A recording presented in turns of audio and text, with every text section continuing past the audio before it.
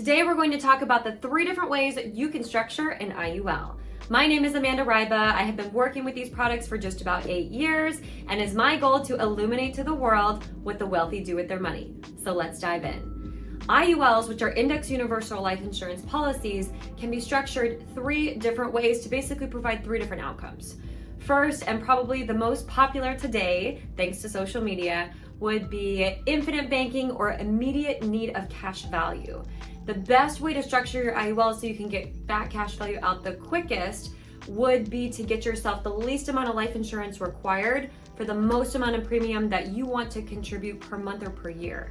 So for example, if you got a $500,000 life insurance policy, let's just say, for example, the maximum on that was $20,000 a year. Well, if you could contribute up to that max immediately, you will have access to take cash out within that very first year, with some companies within 30 days. Now, that is best suited for people that are looking to do things like infinite banking, looking to borrow money out quickly to maybe go invest in some real estate, or start a business, expand their company, something like that. The second way that you can structure an IUL is for what we call tax-free retirement. Some of you may have heard of what's called a LIRP, a life insurance retirement plan. That's basically just a catchy phrase, just like infinite banking, for saying tax-free retirement, right? So how you do this is usually you want to talk to the client about forecasting where they could see their income being 5 to 7 years from now. So let's say that maybe today they could start saving $500 a month, but maybe 5 years from now they could see themselves saving $1,000 a month.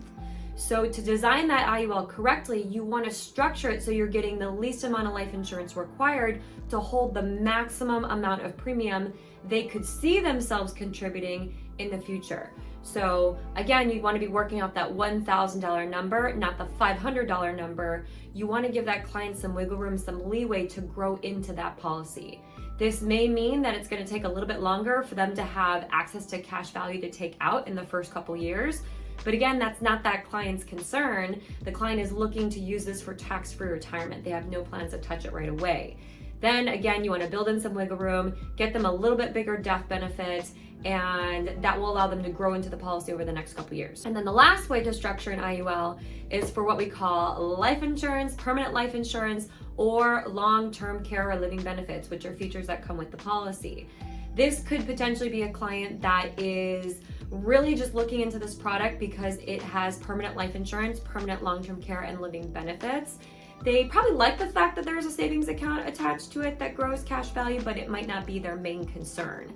So in that situation, you ideally want to get the client the most amount of life insurance possible for the monthly or annual premium that they can contribute per year. If you understand what the target number is inside the policy, that's really the number that the company recommends the client put in per year if they're trying to sustain it and grow cash value.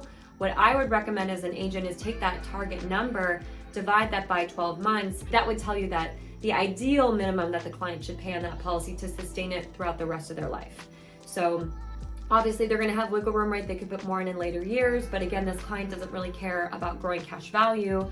They're more concerned about having a bigger death benefit, probably for legacy planning, leaving something for their family, and a lot of times nowadays it is long-term care is a big concern. So they want a bigger death benefit because they'll be able to get more long-term care.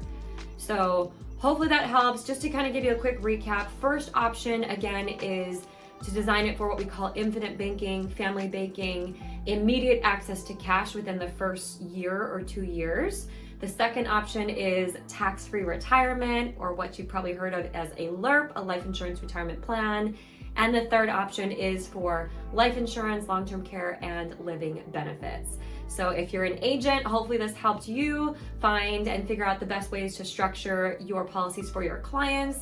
If you want to be a client and you're shopping for an IUL policy, hopefully this helps guide you down the right path, right? So you really want to sit down and think about, how do I want to use this product? What do I want to structure it to do? Meet with your agent. Ideally find a life and health insurance agent that is licensed, that's trained on how to set these plans up correctly, that lives in your state or your country. If you would like to work with me and my team, that's easy. You can just click the link in my bio and we'd be happy to schedule a time to chat with you one-on-one about your goals. But bring them your goals, let them know what you want to do, come with your budget in mind, and they will help you structure an IUL policy to best fit those needs. So again, my name is Amanda Ryba. If you like this content and you want to see more content just like this, simple. Just click the subscribe button, turn that bell on for notifications, and of course, give me a thumbs up.